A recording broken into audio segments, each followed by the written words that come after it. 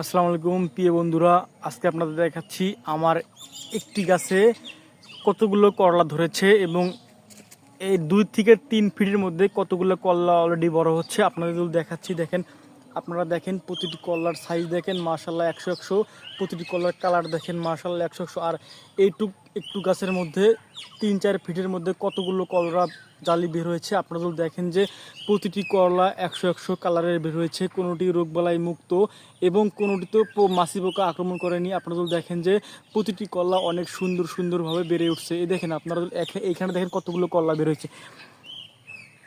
1টি 2টি 3টি 4টি 5টি 6টি 7টি 8টি 9টি 10টি, আরও তো এইদিকে আরও অনেকগুলো কলা রয়েছে। আপনারা দেখেন প্রতিটি কলার সাইজ দেখেন, মাশাল্লাহ 100-100 এবং কালারও অনেক সুন্দর। আপনারা যদি দেখেন কালারও অনেক সুন্দর। এটা হচ্ছে লাল তীরের টিয়া।